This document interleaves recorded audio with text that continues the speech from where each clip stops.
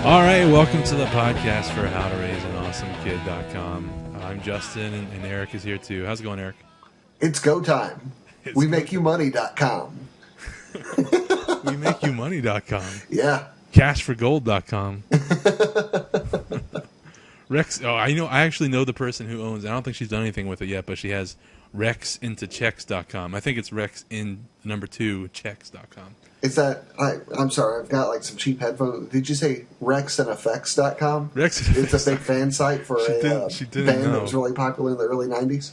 Erotic fan fiction of Wreckx-n-Effect. No, it's just Rex into check. She got that while she was still in law He shook school. my rump like it had never been shaken before.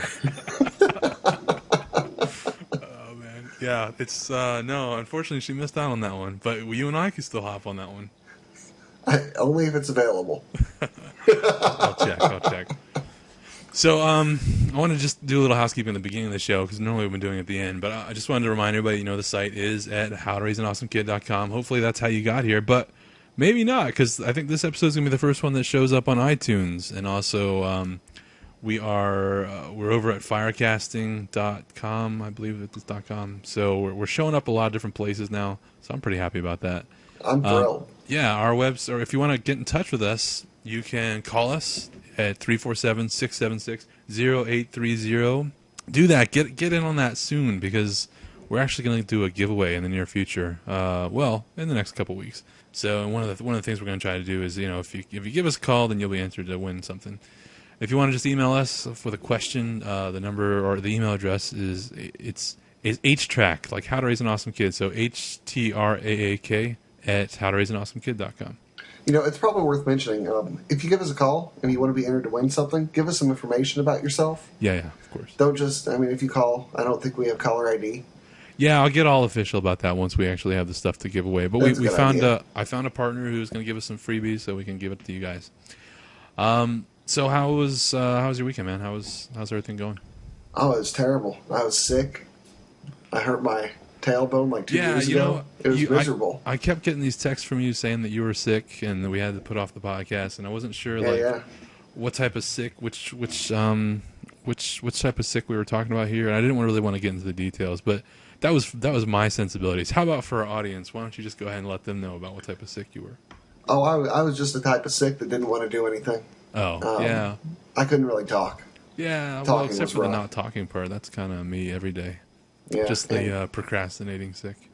Yeah, that's a rough kind of sick.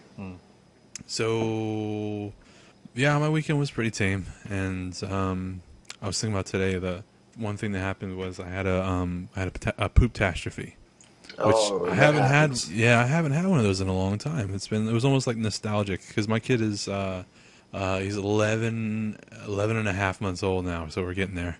And it's been a little while since those happened. Everything in that department's pretty regular, and it's been kind of a rare thing for that to happen. It's been probably 5 months since we had a Pooptastrophe. What, he blast through the diaper and the outfit? Yeah, and everything? Oh yeah, like soak through everything. Like it's one of those things that you pick them up and you realize it's like on your skin already before you even started the process. So I was thinking like how to clarify or how to classify it, and I think it's a Pooptastrophe is when it soaks through the clothes and it's going to require an entire clothes change, or when it gets on you.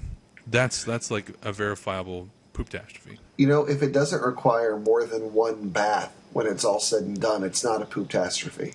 Well, that was the next step. The next step was a Poopocalypse. And a Poopocalypse is when basically the kid has to have a bath and you require a change of clothes. That's a Poopocalypse. And I've only had to deal with like 2 of those, I think, in the entire kid's life. But mostly because I'm really handy with wipes. Like I'll pretty much try as hard as I can to make sure that the kid gets a pretty good wipe down, so we don't have to do a bath.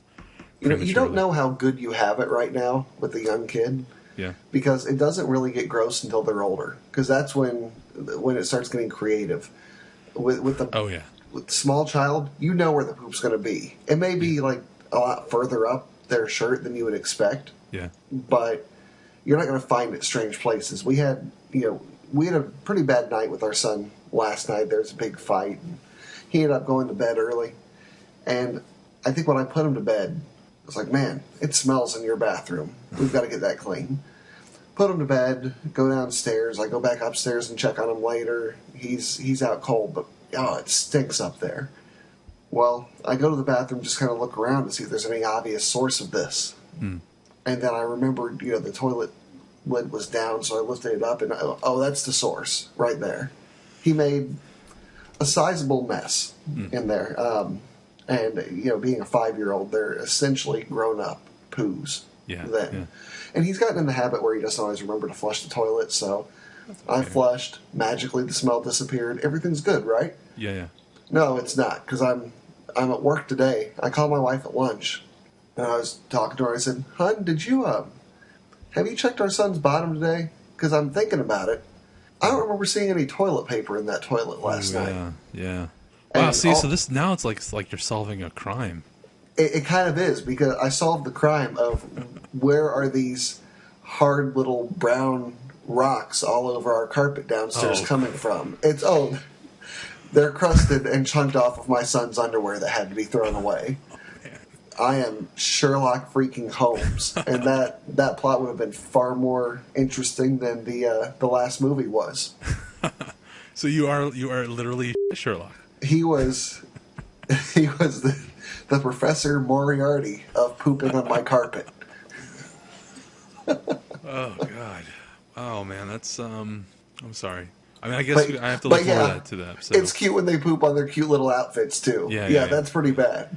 Yeah, I'm looking forward. No, I'm not looking forward, but I'm dreading or anticipating the day. I'm anticipating. Let's put it that way. I'm trying to mentally prepare for the morning or the middle of the night when I go into his room and he's created some sort of poop finger paint all over everything because he's managed to get his diaper off. Yep.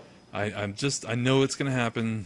I'm just bracing for it and getting ready to what that's gonna be like. Yeah, did you ever have to deal with that? No, it was never that bad. Okay. At this point, we're just worried that he seemed to slip back a little bit in his toilet training fastidiousness, where he's having issues where maybe he's not using toilet paper or he's not flushing the toilet. And he's about to start kindergarten in, 2 weeks? Yeah. That happens once in kindergarten, and all of a sudden, he's Mr. Poops His Pants. Yeah. Through college. Yeah, through college. I mean, so what do you do? I mean, is it kind of like hey, this behavior has to change, or we go back to pull-ups, or what do you do? We took that approach briefly. It didn't really get us anywhere. When we were having this issue where he would get focused on something else for a while and would forget. Wait a second now. We already talked about like a couple weeks ago that you gave him your Game Boy. He's not in there like Game Boying it up, is he? And he's forgetting what's going on? No, he actually doesn't have the Game Boy currently because he's it was sticky one day, and I will not tolerate a sticky Game Boy. Oh, yeah. So what is he can eat honey crackers or whatever. Wash your dang hands before playing the Game Boy. So what's distracting him then? How's it happening? For example, maybe we're at some fast food restaurant that has a playground, and he's running around the playground. He doesn't want to take the 3 minutes to go and use the bathroom, and he just puts it off until it's too late. Yeah. And he's gotten out of that, but we had that problem a few weeks ago, and really the only solution was to make sure that he sat down on that toilet every 2 hours, whether he liked it or not. That was the only thing that seemed to work at all. Yeah. Yeah. I mean, I guess I don't really know. I mean, my grandmother was a converted Irish Catholic. She converted to being a Baptist. But I would like to think that there was a decent amount of leftover Catholic shame about that in our family, and so I don't know. I just remember being feeling very shameful about it, and feeling like it was something that you wanted to take care of before it became a disaster. Even probably at 5, I remember feeling that way. But I guess that's one way to do it. Just kind of shame your kid, like, look what you did, almost like a rubbing the dog's nose in it type of thing. I don't know. You see, it sounds like that's not an idea I would endorse. I'm just saying that. I can say it doesn't work. Yeah, shame doesn't work. Making sure they're wearing the underwear that they like, so they have to throw it away if they make a mess of it, that doesn't work. Like all the more heavy-handed and negative tactics, we really did not have any luck with. Maybe you and I should write a book that's just like, everybody poops, but not like that. If the shit fits. So what do you think? What's the way out? How do you think this is gonna? I mean, do you think it's just gonna take like an incident at school? I don't know. I think it's something he's probably just going to grow out of. Yeah. So just a little bit of patience. Yeah, and really, there haven't been that many accidents lately. It's mostly been not flushing the toilet that has been his offense, and it drives my wife up the wall. But it's like, what are you going to do? Yeah, well, I might not flush someday in solidarity. Yeah, I mean, do you guys do like the if it's brown, flush it down. If it's yellow, let it mellow. That whole deal. No, I believe in flushing the toilet. Flushing. We're not animals. Yeah, flushing. Flush early and flush often. That's right, buddy. So what? But do you think you're gonna be doing any type of like reward system, like rewards for flushing or rewards for making it through a day without issues or anything? That was like a potty training thing. But we don't really feel like going down that path again. Yeah. I mean, he's 5 years old. Yeah. He doesn't deserve a medal. Yeah. Well, keep me posted, man. I want to hear how that. I'm sure that's going to be an issue that. I'm sure that's an issue I'm gonna have to come across. So and I'm sure everybody listening now is invested. So we all want to know how that ends up. So let me get to what I want to talk about tonight, and that was the magical power of saying no to your kids. And we my wife and I have come across several kids.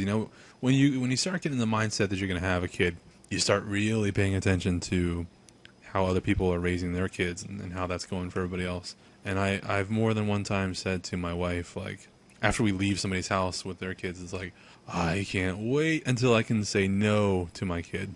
Because I've been seeing a lot of situations where a kid gets to do and say whatever they want. And, the kid basically runs the house and makes all the decisions. They decide what they're going to eat. They decide what they're going to watch. They decide how they're going to play, who they're going to play with, and they're going to decide how to behave. So, I don't know, man. Have you had any experience with that where you've kind of like had, not that you're ever satisfied saying no to a kid, but just, have you had a moment where it was like, I have to say no because this is the right thing to do? Well, I think it's not so much saying no, because I've never really had a problem telling them no when I need to tell them no. Yeah. Yeah, it's not that we've ever had a problem saying no when we need to, but for me it's been more of a problem of stopping an escalation when, I'm trying to think of a good example, but my mind just blanked. Well, I'll tell you what, let me give you the example of what got me thinking about this. I was reading one of the zillions of dad or parenting message boards that I go to, and somebody had posted a discussion where they were basically saying that I think this person was a mother. I'm pretty sure it was a mother. I don't really know if it was a mom or dad, but it was basically like, I respect my kid, and I've told him his whole life. He's 9 years old now. I've always told him he can ask me anything he wants about anything, anytime, and I'll I might not be able to answer him right away, but I'll be happy to answer. And there's nothing that he should be embarrassed about. And so his 9-year-old son basically has said to him, Dad, I think it was Dad. I'm sorry, maybe it's not Mom. Dad, will you get me a Playboy magazine? And so this person's question to the internet was, what's your opinion? Which, who knows? I mean, maybe this was just a fun thing this person did just to kind of rile up the internet. I don't know. But there were definitely opinions. And they ranged all over the place. I mean, they ranged from, well, you should watch out because Child Protective Services might be very upset with you if they find out that you did this. Like, as a foregone conclusion, this person should just go ahead and do it, but just, make sure that they don't get caught. Which was kind of, to me, that was kind of a bizarre response. I don't know. What do you think about it? I wouldn't think that a parent should really take that role of providing that magazine in a direct fashion. Yeah. And I'm not saying they should do like a sneaky indirect thing where maybe they leave one laying around. But leave that for the kid whose dad has 10 years of them in his house. It should be a rare thing for kids. It should be special. Well, it should be, but at 9, though, I think that we're in a different territory. Because, my response to it was just kind of, Playboy is, of course, of all the pornography that you can access these days, it is certainly not the worst thing ever for somebody to see. However, it's still pornography, and it's still, I don't know which side of the argument you would fall on, but to some extent it does objectify women, or it does allow somebody who's looking at it to objectify women. And that was basically my big objection to this whole thing, was that,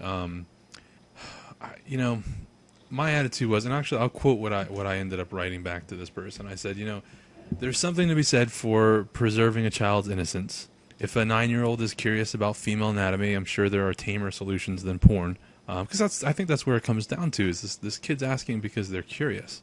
Sure. And I said, not necessarily like an anatomy book, and we don't have to look at fallopian tubes, but when I was growing up, I had a children's encyclopedia, and one thing it had was like a hand drawing. It was a realistic hand drawing of like men and women during childhood, puberty, and adulthood. It was it was the 80s, so there was still a little bit left to the imagination, is how I'll put that.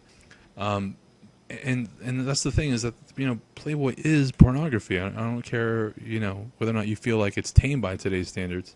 And I don't feel like a parent should be handing. I mean, you are essentially giving your kids sexual gratification, and that's not a parent's role. Well, I don't know about that. I mean, don't get me wrong. I don't think a parent should be providing that to their kids. I think you're right. That's not the kind of role a good parent should take. Yeah. There'll be another kid on the playground who manages to get his hands on something, and the kids will learn enough from that. Yeah. But I don't think that at that age it's necessarily sexual at all for the kids. They're probably not going to be getting any kind of sexual gratification out of it, just because they don't really understand how all that stuff works anyway, and the hormones have not kicked in yet to really, get them figuring things out. Yeah, I can see where that comes from. Especially for a 9-year-old. I think the way I wrapped it up was I said basically that I would go back to the kid and say, what is it that you're so curious about? What is it that you hope to find? And find out, if it is all it is that they just want to see what a naked person looks like, then there's a lot Bring mom easier. Out. Yeah. there's a lot better ways to do it than giving them pornography.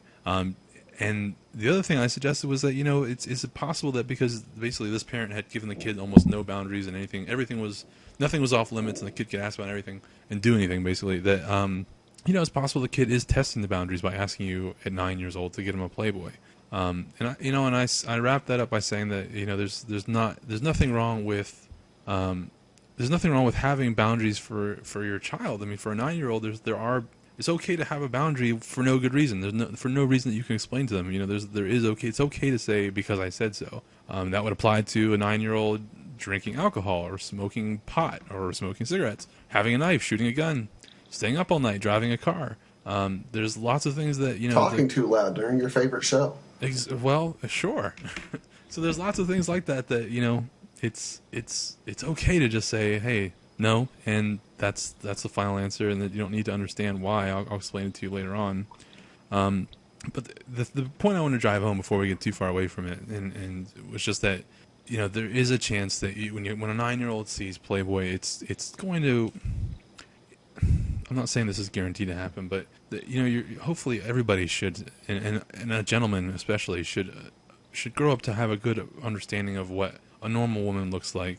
A good, firm, healthy understanding of sex and love, and I don't think that that's going to come from a 9-year-old looking at Playboy. I mean, if I ever get asked that by one of my kids, it's going to be a real quick conversation. Dad, can you get me a Playboy? No, go get it from the fat kid on the playground like everybody else did. That's all. Yeah. I mean, that's what I did. I don't know, 11 or 12 or 13 or something like that. It was just it was 9, I guess. This was my hot button when I saw this. I was just like, I don't even understand why this is up for debate. I mean, this is pretty open and shut. No. Yeah, I like to think of myself as being a pretty cool dad. If he has an idea that sounds like fun, that might not be the most responsible thing in the world, he can probably talk me into it. Yeah. But I'm still the dad here. Be a dad. Yeah, well, it's also the same thing. Like if your kid wants to eat fried chicken at every single meal, or fried fish sticks, or fried whatever at every single meal, they just want to have fried whatever and chocolate milk. By saying no to your kid, to me, it's almost, well, okay, this is going to be extreme, but to me, it's kind of in line with, like, saying no to letting your kid play with a gun. I mean, you're basically saying no because you're protecting them. You're saying this is a thing that could possibly harm you. That's totally valid. Yeah, you're not at the age yet where you should, you can make these types of choices for yourself. So that's what I meant by saying that I can't wait to say no to a kid, because I just can't wait to, just be able to say. You can't wait to see the look of disappointment on their face. That too. It's going to be fun, because I love crushing dreams. But no, I mean, I look forward to basically making the right decision as far as not putting them in a situation that they're not ready for, just because they want it. I mean, your kid wanting something is not the ultimate decider in what happens. Absolutely. Our kid wants to eat at Burger King every time just because they got the playground. Yeah. Heck no. Yeah. Heck yeah. no. Well, there's what's boring is a meeting at work. I mean, there's so many different things in life that are boring, but we do have to do them.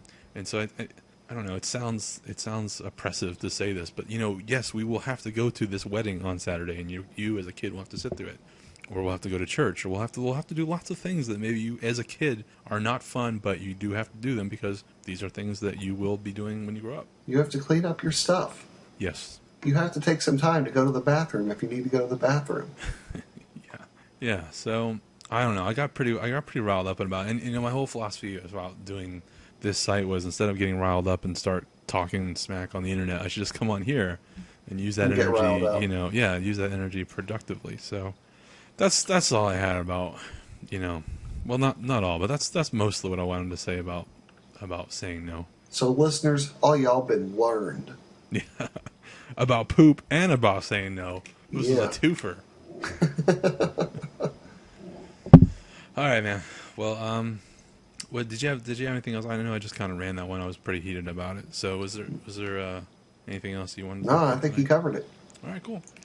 All right, so let me just run through the little tidbit again. So it's howtoraiseanawesomekid.com, HTRAAK at howtoraiseanawesomekid.com is the email address. The phone number, 347-676-0830. That just goes straight to voicemail. Just leave a voicemail. We'll play it on the air. Eric says even if you swear, we'll play it. We'll bleep you out, but we'll play it. So I'm easy. Yeah. All right, Eric, man, that's all I had. Thanks for talking. Hey, no problem. Talk to you later.